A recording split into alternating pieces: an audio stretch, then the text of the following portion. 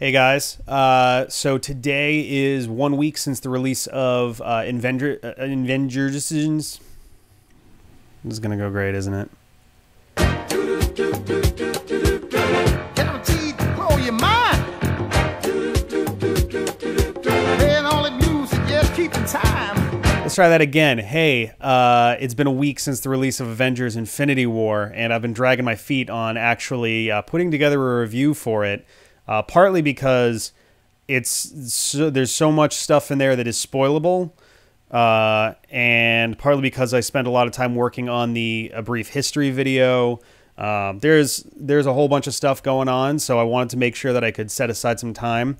The apartment is empty right now, so I don't have to worry about spoilers. Both Sarah and Ben went to go see Infinity War with me. John has not, but he's back from vacation, so he's at work. I feel like this is the great time for it.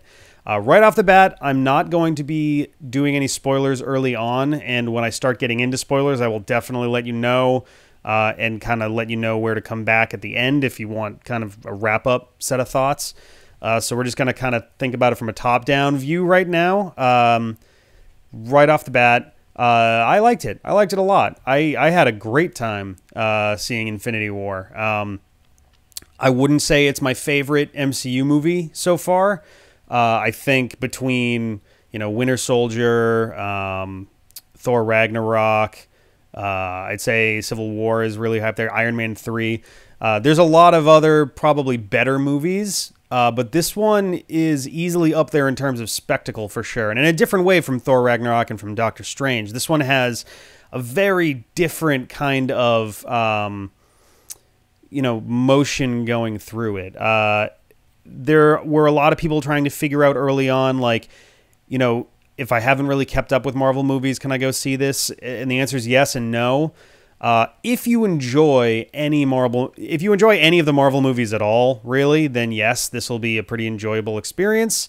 If you haven't really watched any of them and you just want to go see it because it's big, you might want to sit down and watch a couple of them before doing that. Probably like Avengers 1 and 2.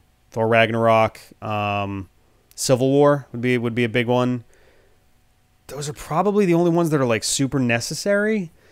They kind of do the most laying of the groundwork. If you want to go a little bit further with it, watch anything that's got the Infinity Stones in it, and that's a pretty good start there as well. But essentially what you have here, Marvel's made a really good play since, around the end of Phase 1, I'd say maybe into Phase 2, where every one of their movies isn't just a comic book movie. Comic book movie is a term that I kind of hate right now because it polarizes a lot of people over something really petty and silly. And that is that comic book movie is sort of the new term for a popcorn flick, right? Like, this comes a lot from people who go to the movies now as adults who saw a lot of these comic book movies as kids, and whether that's the Burton Schumacher Batman series, the Nolan Batman trilogy, the X-Men series before they started to get into this sort of second wave, the Fantastic Four and its sequel, even the earliest Marvel Cinematic Universe movies still feel a little bit of a comic book movie. I'd say Iron Man and the Incredible Hulk. I'm spilling water all over myself. I got a mug. Even they have a sort of comic book movie feel, and what I mean by that is they're kind of shallow density in terms of like what's going on. The character development is very smooth. There's not a lot of major struggles or twists or world building going on. You're just kind of like, here it is. But since then, especially with Marvel, and I know that DC is trying. I think they haven't quite gotten there yet with anything other than Wonder Woman. They tried with Suicide Squad also, but it didn't really succeed. But the idea being that the comic book movie genre isn't really a style of movie anymore. It's a groundwork. It's a character trait. In the same way, when you... I'm trying to think of a really good example, and I'm struggling with it, but it's basically... It's essentially the same as saying, oh, the main character is a former spy, right? It doesn't necessarily mean the movie you're watching is a spy thriller. It probably does, but it doesn't necessarily. But it gives you some information about how the character operates. Similarly now, especially with Marvel and DC's getting there, it's less of an idea of here's what the movie's going to be about. It's not always going to be, you know, stopping the blue laser in the sky or stopping the aliens from invading. Sometimes you get some, you know, Captain America Civil War, Captain America the Winter Soldier is a spy thriller. You have Iron Man 3, which is almost like a buddy cop style thing. They're not cops, but it's a similar kind of beat pattern to it. It's very in league with Shane Black's Lethal Weapon and Kiss Kiss Bang Bang. But basically every movie kind of has a different vibe to it. And the thing they have in common is that they happen to be featuring comic book characters. So the difference here is that Infinity War does honestly bring it back to its comic book characters in a comic book movie. I've heard a lot of other people and reviewers referring to Infinity War as less of a movie and more of an event. I'd say that's pretty true. Very few of the characters go through any sort of arc at all. You get some information, but I don't think any of the main characters really change dramatically. Off the top of my head, I can't think of any actually that experience any. Honestly, out of the good guys, the one who changes the most might be Bruce Banner. You get to see a continuation of his arc from Thor Ragnarok, and you're seeing him dealing with his identity crisis with the Hulk in certain ways, and he actually has to fend for himself without the help of the Hulk a couple times, and that's actually pretty exciting. But yeah, I don't think anyone else has any major character development. But essentially, what they're doing here is they're taking a comic book story and adapting it much more straight to the screen. And I'm not saying that they're necessarily taking, you know, the Infinity Gauntlet storyline or Infinity and just plastering on the screen, though they do borrow a lot of elements directly from those. They changed a lot of the characterizations, but when you read comic books and there is a, you know, universe spanning event, especially one that's more that leaves the one that doesn't have its own run of like, here is the titles of these, or ones that don't live on just one set of just one volume of comics, but the ones where, you know, you're following it in a bunch of Green Lantern, and now you're going and here's 3 issues of Superman that deal with it. Here's 3 issues of, you know, the Joker and Harley Quinn, and like, it's the same idea where something is happening to everybody at the same time, but it's not one big story. It's in a lot of ways, Infinity War does right what I thought Captain America: The First Avenger did wrong, and that is, it's essentially, in a lot of ways, a prequel for Part 2, which is coming out in May of 2019. It's setting a lot of things in motion, but it does it in a really compelling way. It does it in a really satisfying way. It does it in a way where you're not just sitting there the whole time thinking, okay, sure, but what's going to happen in the real movie? Like with Captain America: The First Avenger, it taking place 70 years in the past, you kind of spend a little time going, all right, this is cool, but I mean, we know what's going to happen at the end of this to some extent, and we know what's going to happen further down the line. Oh, my hair looks ridiculous. It's like the hottest day. We're in the middle of a 4-day heat wave, and I've got a bright light burning on me. I got the MacBook next to me doing audio hissing away, and I've had to turn off the fans for sound quality, so this is going to be awesome. But so Infinity War is basically an event, and you wind up, rather than one massive 3-act story, what you get is 5 different threads that all kind of weave in and out of each other. And I can get more in depth in that when we get into spoiler territory. But I would say that from the non-spoiler side of things, there is a lot. It's a very long movie. It's 2 hours and 40 minutes. It doesn't... I want to say it doesn't feel like it was that long, but it does. You do start to feel the length after a while, but it's not exhausting. A lot of times when you go to see those, 220 plus movies, you start to feel it by the time you get into the last act. You're like, all right, we gotta wrap this up. I'm overloaded. This one, I think because they give so much time to each of the 5 different plots, four and a half, you get a real sense of what's going on, and you almost get, in a lot of ways, it feels like 5 episodes of a TV show that are woven together. In the same way, Arrested Development, Season 4, they had every episode focused on a new character, and they're about to remix Season 4 to make it more like the traditional version of the show, which is focusing on everybody in different threads as you go. So what you get is essentially 4 or 5 episodes of a TV show that are all being woven together for one big storyline. A complaint that I've heard from a lot of people is oh, well, this movie, you know, there was a rather infamous at this point New Yorker article that called it a giant ad for everything that's come before. Like, no shit. I mean, that's what happens when you have a movie series or honestly, it's starting to become more like a giant TV series. You think about, you know, some British TV shows, in particular, the one that comes to mind off the top of my head being Sherlock, but the way they did it was 3 90-minute episodes, and then they'd take 2 years off. Well, not 2 years off, but, you know, 2 years later, after producing another season, they put out 3 more 90-minute episodes, and it's sort of starting to feel like that in its own way. Like, yes, there's a lot. There's about 48 hours of movie that precedes Infinity War, but you're not meant to watch it over the course of a week. It's meant to have been watched over the course of a decade.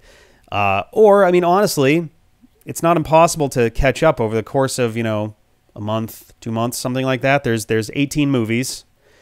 They're all in the ballpark of 2 hours. There's a few that are below. There's a couple, like, the Avengers movies are all like 2.5 hour affairs, but most of the others are in the ballpark of 2 hours.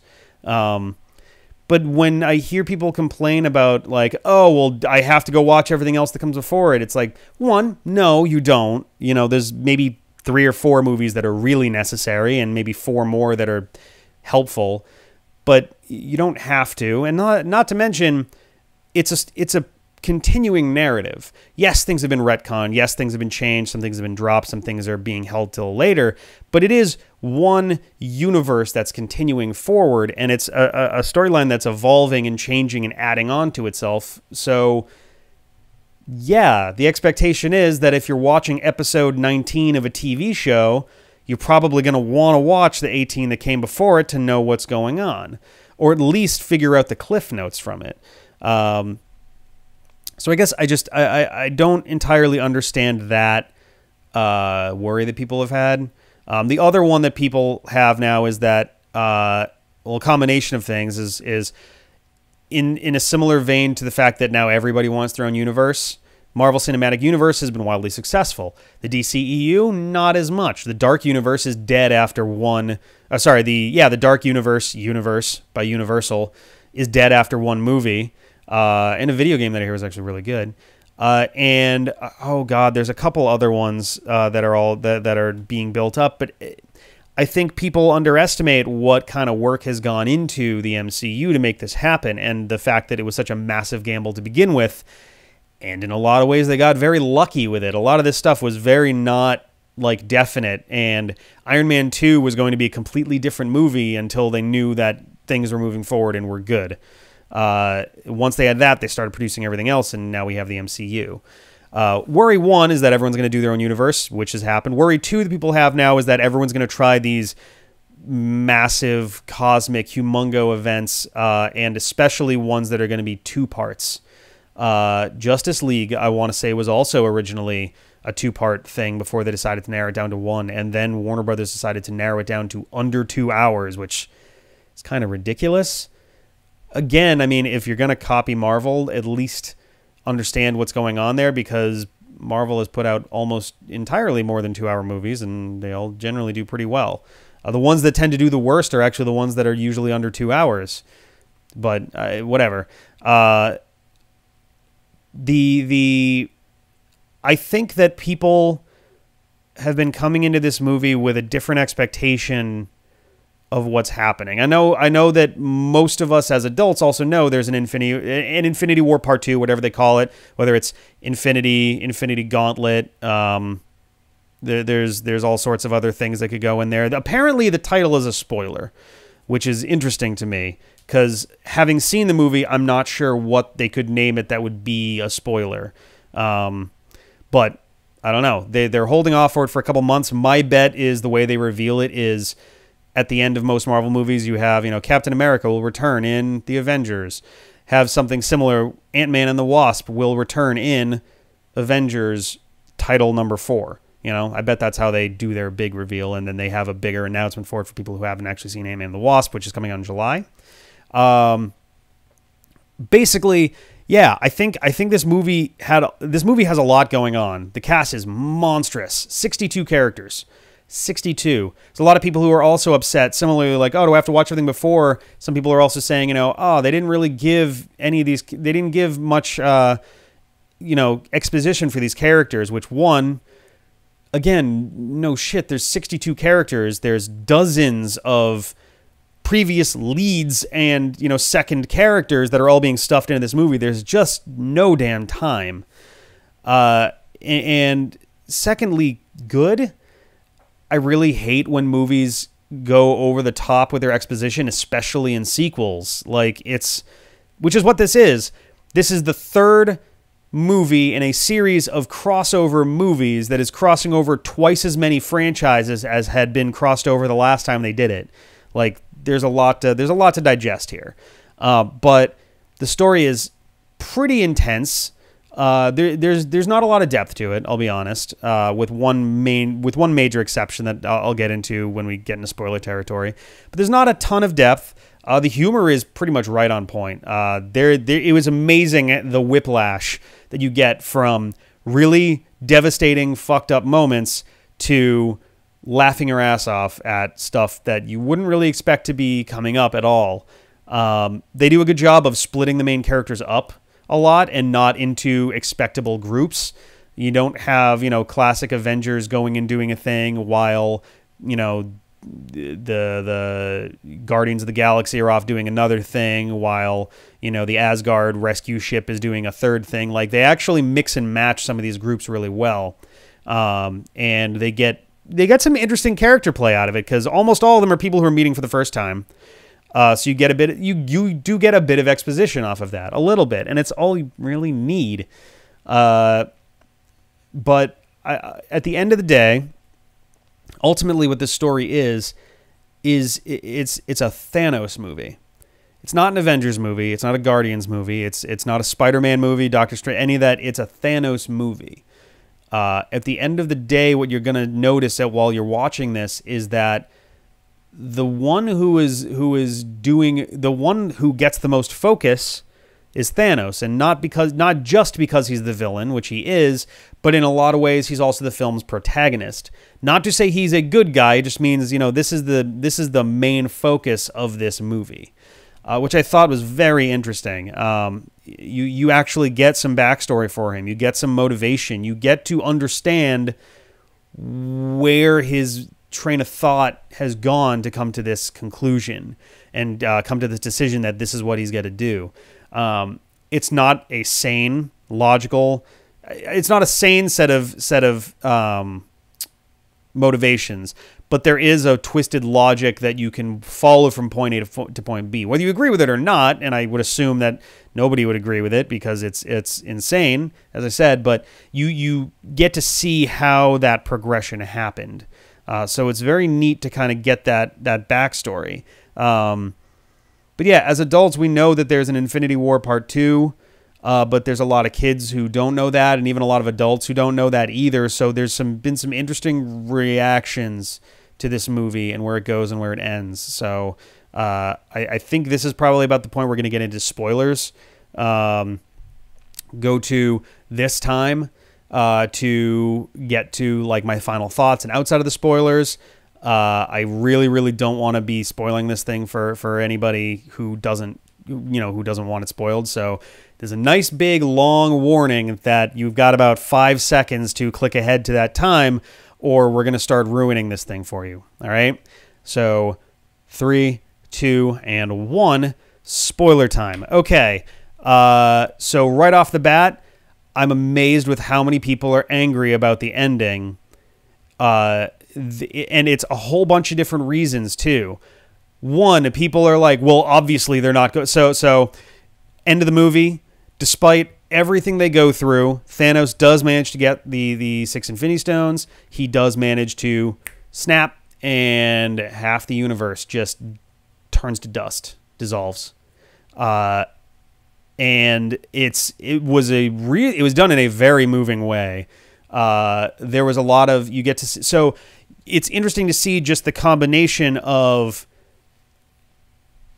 what's really interesting to me is how fast this movie moves in terms of real time. Most of these movies take place over the course of like a couple days, a week, in some cases like a month or two. This movie takes place apparently over the course of a single day, one day.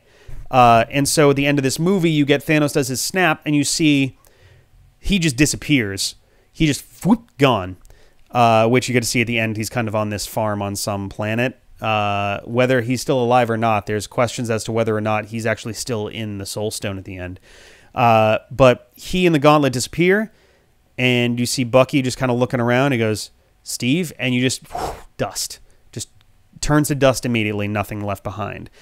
And at first, you see that happen to him, and you're like, oh, we're going to be knocking out a bunch of the like side characters. We're going to get a bunch of the secondary dudes out of the way, so like the main crux of the Marvel Universe is going to have to save the day. And you see T'Challa go down and reach up for Okoye to help her up, and you're like, all right, so she's gonna. He says, today is no day to die, or something along those lines. And you're expecting like, all right, she's gonna turn to dust, and you see he starts to turn to dust, and you're like, oh shit, okay, wait. And you start watching all of these characters and all these heroes just start to dissolve, including some surprising ones. T'Challa is a very surprising one. On Titan, you've got seven characters left who all they know is, oh crap, did we just lose? And then all of 2 minutes later, they start dissolving into dust. And there's 7 of them. So in your brain, you're like, all right, so half the universe, and he keeps talking about half of Titan, half of Earth, and all this stuff. But you watch as Peter Quill dissolves, you watch as Drax and Mantis dissolve, and you're like, oh shit, all right, so there's going to be, and you watch Doctor Strange dissolve, and he essentially says like, yo, this is the plan, this needs to happen. And you're like, all right, so we got our 3 left. And then Spider-Man, you get Peter Parker suddenly it's like, I don't feel so good, Mr. Stark. And in the theater, I like said out loud like, oh no, not Peter. Like it just kind of came out of me. It was just like they knew exactly where to hit you to hurt you the most with that. And it was just like, oh God. And there were a lot of people being like, well, how come his took so long, and how come his got drawn out, and how come he could feel it? Everyone else just seemed to sort of like, whoa shit, and like just gone.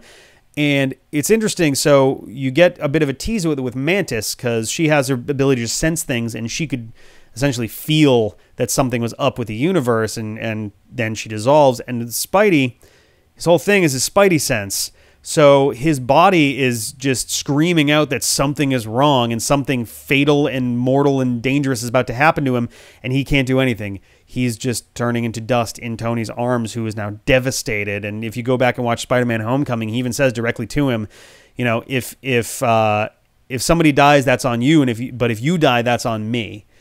And so now here he is with this psycho cyborg chick alien on a distant planet far from Earth, and for all he knows, everybody's dead.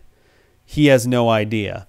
And it's interesting to think about all these other planets where people have had no idea what's going on, and they're just turning to dust. Someone pointed out like whole religions are probably about to be founded on this sudden rapture on every planet in the universe. In some cases, now if it's half the universe and not half of every planet, whole planets might just disappear. Whole planets' populations might just go away entirely. So it's just a really fascinating topic that was then shit on immediately by all the angry power nerds going, but there's going to be a second, they're just going to reverse it. Like, no shit, of course they're going to. They're not going... There's going to be a Spider-Man 2, there's going to be a Black Panther 2, there's going to be a Doctor Strange 2, and there's going to be a Guardians of the Galaxy Volume 3, and it ain't going to be called Guardian of the Galaxy. Obviously, obviously this is going to get resolved and reversed in some way. And I think I've seen an image that spoils a little bit of how. I won't get into that. I'm not going to spoil anything forward at all. If the image is what I think it is, it's going to make for a really mind-blowing, Avengers 4, but we'll see about that. I actually leaned over to Sarah at one point. It was shortly after Peter dissolved, and I said, it was like, how insane would it be if they announced these movies for the future knowing that Avengers 3 was going to permanently kill them off, and that was it, and that was just the end of it. So, I don't know. It's interesting because, they could. I don't think they will. I think that's just cruel at that point, especially with the, wild popularity of Black Panther. It's what, the fourth highest grossing movie now or something like that. It's at 1.3 billion and still climbing in its last days, I think. I was surprised when I went to go see Infinity War, Black Panther was still showing. And it's been 2.5 months, about 10 weeks, which all right, I guess for something that's doing that well, it's going to stick around that long or longer. But so Infinity War is just so you have your 4.5 threads, which are essentially in a lot of ways, it breaks down rather cleanly into the 4 movies that took place between Avengers and Avengers 2. You had Iron Man 3, you had Thor Dark World, you had Captain America the Winter Soldier, and you had Guardians of the Galaxy. So you have Team Iron Man, which is Tony, Doctor Strange, and Peter jumping on the big wheel in the sky, keeps on turning up into space.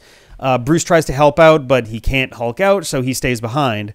Then you get your Team Thor and your Team Guardians of the Galaxy. So Thor, we're going to get into the opening of the movie in a second, but for reasons that we'll get into, Thor winds up joining up with the Guardians, who then immediately break into 2 teams. You have Thor, Rocket, and Groot, who are off to Nidavellir to forge a new weapon to defeat Thanos. And you have the other ones. You have Peter Quill, Gamora, Drax, and Mantis, who are headed off to nowhere because they essentially all right, we know where one of the Infinity Stones is, so we're just going to go get it. So that's where those ones break up. And then you have Team Cap, which is basically Earth, whoever's left on Earth. Vision and Wanda have been eloping out in Scotland, and then 2 of the children of Thanos, which is how they've renamed the Black Order in this movie, attack them. They get helped out by Cap and Black Widow, but Vision's really desperately, injured.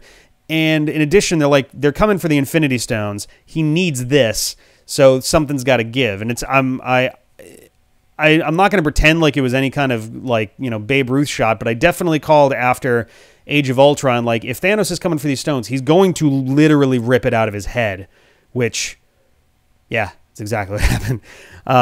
But so they decide they're going to go to Wakanda because if they can extract the Mind Stone, Wanda can destroy it, the Vision can keep on living and be his awesome self, which is why Wakanda basically becomes the main stage for all of this for the last half of the movie for the Earth chunk. It is so hot up here that the camera is ending its shots early.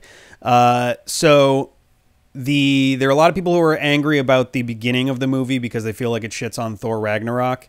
In some ways, yes. I definitely am wondering where the hell that's going to go from here, or if Asgard is just a dead people. They're not entirely dead. Thor does specify later on that he killed half his people. And if you look at the shots at the beginning of the movie, the ship they use it appears to be broken in half, and the other half is nowhere to be seen. Neither is the Grandmaster's vessel that they used. So there is definitely a good chance that that a bunch of the characters are still kicking around. I want to say Taika Waititi confirmed that Korg, Meek, and Valkyrie are alive, but I don't know that for sure. I hope they are. Similarly, I hope Loki is dead. Not because I don't like the character, but because I think he has fulfilled his character arc, and there's not a ton of interesting places left for him to go.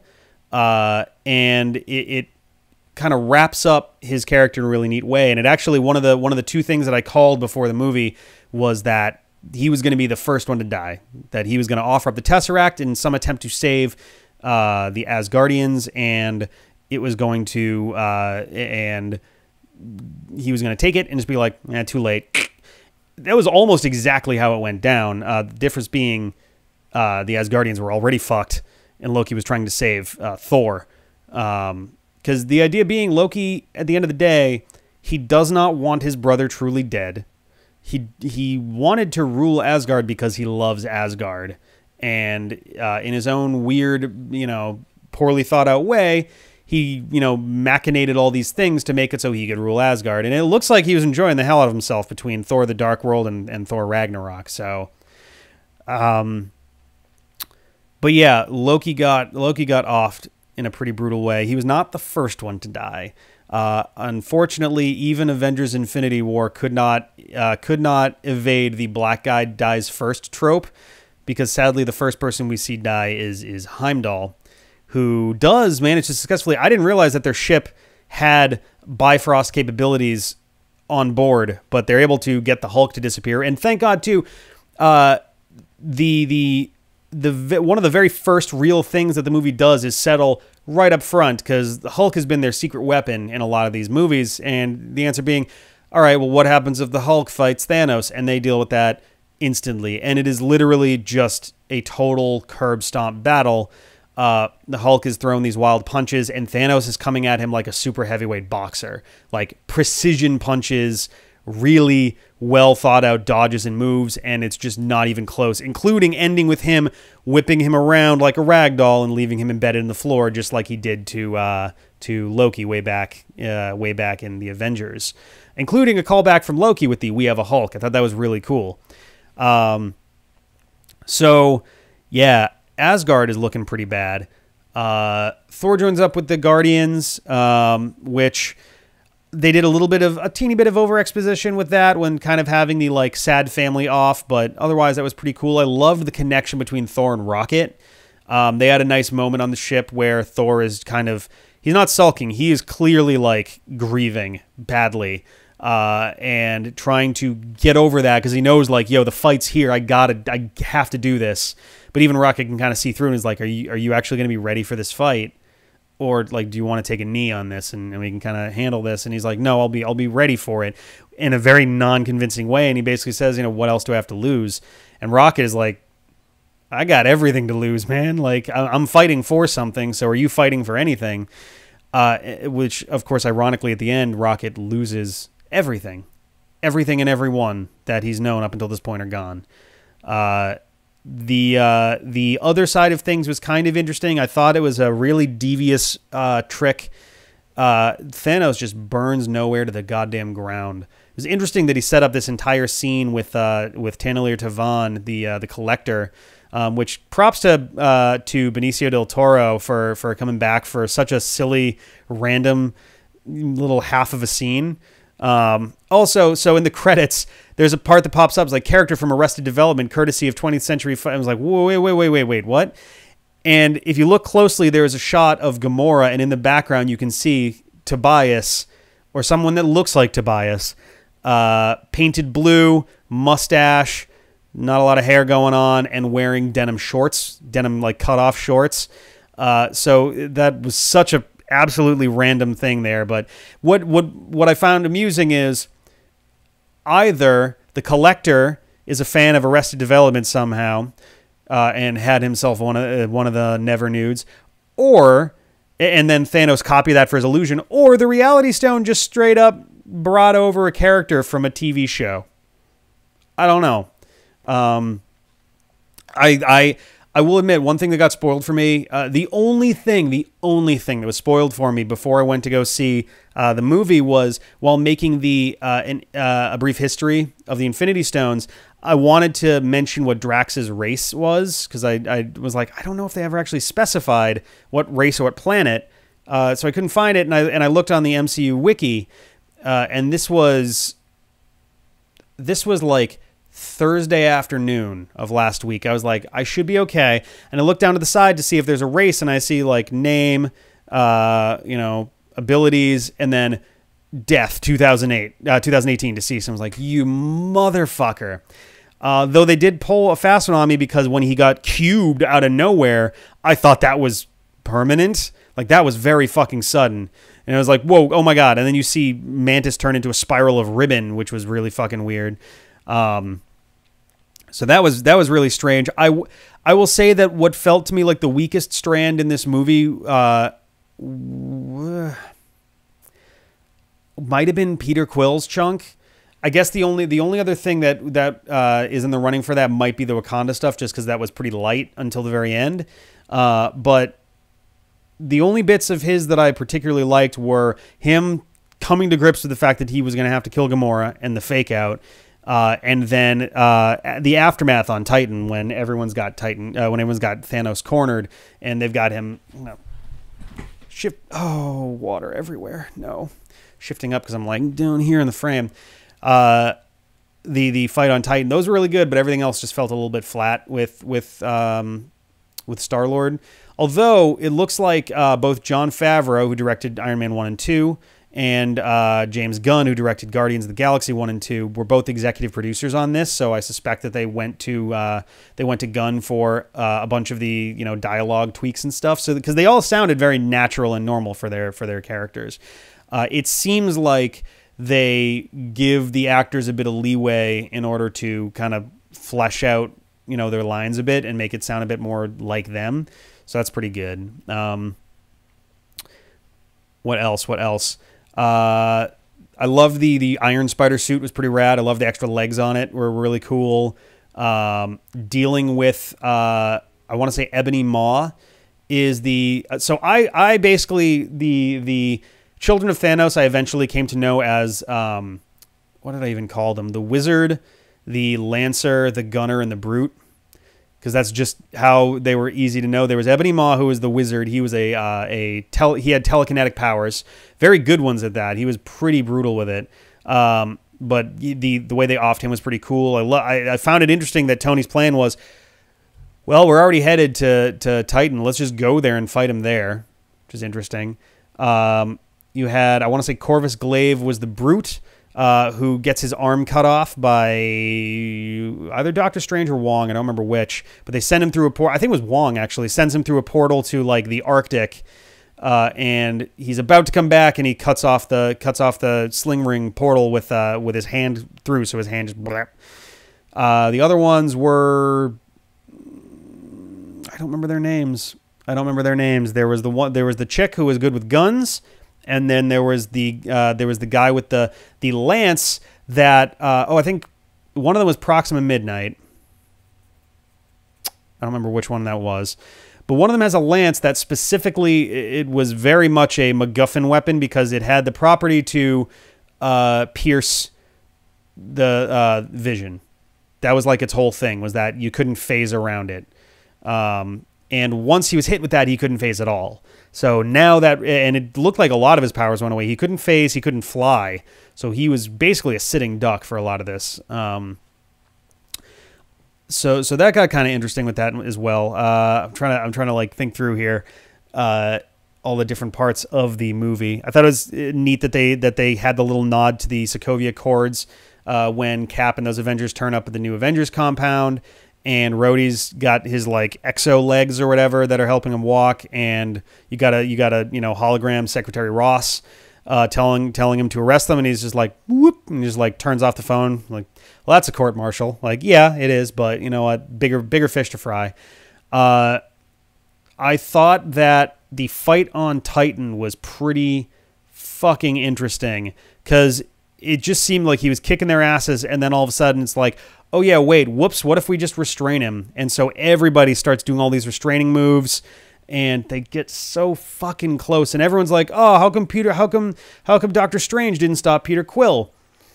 And the answer most people have come down to is because 100% of the time he was going to lose his shit. He was always going to fuck up that part of the plan. Or alternatively, even if he didn't, on the ones where he didn't, there was no hope for one reason or another. Don't know why. Maybe they mishandle the gauntlet and they fuck up and they blow up half the universe anyway. So that was kind of interesting. It really, really, that devastating, like, whoops, got it. And like, nope, he catches it with his finger and pulls it back on. That was rough. Doctor Strange as well with the Time Stone, looking into the 14 million different futures. Excuse me. And seeing there's only one, and that one requires two things. It requires that the snap happens, and it requires that Tony Stark lives, because his condition for handing over the stone was, do not kill Tony Stark. So that's going to be interesting to see where that goes. At the end of this movie, we essentially have the original Avengers. If assuming Hawkeye is alive, then you have all six of them. You have Rocket on Earth and Nebula on Titan to represent the Guardians. You have Rhodey as the War Machine. You have Okoye and M'Baku to represent Wakanda. And that might be it. 5, 6, 7, 8, 9, 10. I might be missing somebody. Because Wanda, Vision are dead. Yeah, I think that's everybody. I might be wrong, but yeah, we have 10 heroes essentially that are 10 heroes, including, I assume, Hawkeye, Ant-Man, probably the Wasp. I would think. My bet for Ant-Man and the Wasp is that the stinger on that is some other thing they're doing, and then people start dissolving. They're like, we got to go. My bet, by the way, is that Ant-Man and the Wasp are able to do what they need to do in order to get into the quantum realm, and doing so gets them into this weird quantum thing where they can perhaps fuck with time a little bit. It seems obvious that the only way out of this scenario is literally to go back in time and prevent the snap. But I'm curious if they're going to go back to the moment of the snap and stop it, or if they're going to go back and try to like destroy the Infinity Stones or something and like twist up the universe. I don't know. I think that there's a good chance that there's some time shit that's going to happen as a result of Ant-Man being able to get through to the quantum realm. The other movie is Captain Marvel, which takes place in the 90s. I have no idea what to expect there. I wonder if what's happened in that movie prevented aging for a bunch of main characters. Because Nick Fury, both in the comics and apparently in the movies, doesn't age. It seems that way anyway. Like, his file goes back way too far for how old he looks. It's in the characters we know that are in the movie are Captain Marvel, Nick Fury, both of whom I assume Brie Larson is still going to be playing normal faced Captain Marvel and not some like old faced thing. So I assume that there's an anti-aging thing going on. We're also going to have Agent Coulson is going to be in there, as well as Ronan the Accuser and Korath the Pursuer. So we get a little bit, in a lot of ways, it's going to be a prequel to the Guardians of the Galaxy. So that should be pretty interesting. And Captain Marvel historically has some connections to Nova Corps. So it's also possible she was somewhere on Xandar or near Xandar when stuff was going down at the beginning of the movie. People were annoyed that Xandar didn't get any screen time, but honestly, I think it's much more of a like, holy shit, when the first thing you hear in the movie is Kenneth Branagh, the director of Thor 1 and Thor 2, as the Asgardian distress signal, and you see Thanos holding Thor and threatening him by pushing the Power Stone against the side of his head. Like, that sets the stage pretty strong, where it's like he's already got one, and it's the one that seemed to be the most immediately devastating out of all six. I'm sure there's a lot more that I'm forgetting to mention. I'm actually going to go see it again, probably with John this weekend. There's a lot. There's a lot in this movie, and I guess this is the wrap-up portion. I really enjoyed it. I'm definitely on the edge of my seat waiting for Avengers 4 to see what happens next. They've promised that Avengers 4 is the finale of everything that's come so far, is going to get tied up with a bow.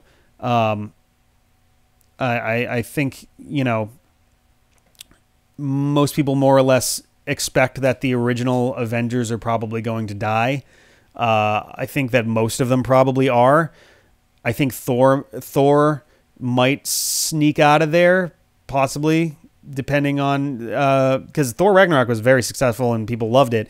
So it's a matter of whether there's going to be a Thor 4 or whether they're going to stick to it, because most of the other Avengers, their arcs are either already concluded or they feel like they're about to conclude. Like Bruce definitely has some more stuff going on. But everybody else is feeling a little bit concluded, so I don't know.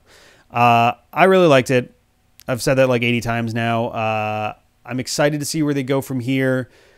I'm excited to see what happens after Avengers 4, because it's going to be a major paradigm shift. If you like Marvel movies, you will like this movie. If you like comic book movies, you'll probably like this movie. If you like action movies, you'll probably like this movie too. There's a lot of really insane action. Some stuff, they pull some stunts that are unreal. Oh, God. 60 seconds for one more major spoiler. Give me 60 seconds. All right, I'll even time myself now. Okay. Holy shit, the Soul Stone. Getting to see how that thing wrapped up. The other thing that I like half called going to the movie, I watched Captain America: The First Avenger a few days before, and I was like, what is the weirdest, most insane, but still somehow plausible thing they could possibly do with this movie? Like, who is the craziest character we could see come up? And I was like, we don't know for a fact that the Red Skull's dead. He got killed, quote unquote, by the Tesseract, whose ability is to teleport you. Its whole thing is teleportation. It needs to be crafted into a weapon to do otherwise, and fucking there he is, the Guardian of the Soul Stone. It wasn't Hugo Weaving, but it was nice to see the Red Skull back. That whole scene was really devastating as well. And that was a cool way to make the universe feel a little bit more whole.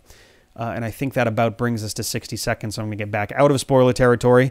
Okay, cool. So, yeah, go see this movie. If you don't like Marvel movies, you will definitely not like this movie. What I mean is, if you're one of the people who goes to see a random Marvel movie and then goes like, it was too this, it was too that, you're probably not going to be into this one. It is very dark. It is almost definitely the darkest of all of the Marvel movies. But it still has a light tone in some places, and it doesn't mean that it's not still a Marvel movie, for better or for worse. But yeah, I really enjoyed it. I'm going to go see it a second time. It's going to break $1 billion worldwide by the time, I mean, honestly, it might get there by tomorrow. It's the fastest grossing movie ever. It's basically, it keeps trading places now with Force Awakens. But we'll see which one has more legs, I guess. And it hasn't even opened in China yet. That's going to be next weekend, and China's going to be massive for it. So yes, it is globally, it's going to just blow the doors off the place. It might make a run. It might make a run for I think it has the potential to get to $2 billion. Whether it can make it to Avatar, I don't think it will, just because Avatar was such a sort of singular spectacle. But who knows? All bets are off at this point. So yeah, I liked it a lot. I think I loved it, honestly. I would say I loved it. It's not the best film that I've seen lately, but it is definitely one of the most enjoyable and one of the most intense, and it feels really good to have all these worlds coming together to deal with this one crazy powerful threat. So yeah, that is Avengers Infinity War. That's my thoughts on it. I would love to hear other people's thoughts as well, preferably without spoilers if you can in the comments, because I don't want to be spoiling people who are scrolling down there just yet. But yeah, I would love to do a couple more of these kinds of just casual reviews as well. So, all the subscribe thing. I hate asking people to do that. I know I'm supposed to, but it always feels weird. I don't know. Let's do this.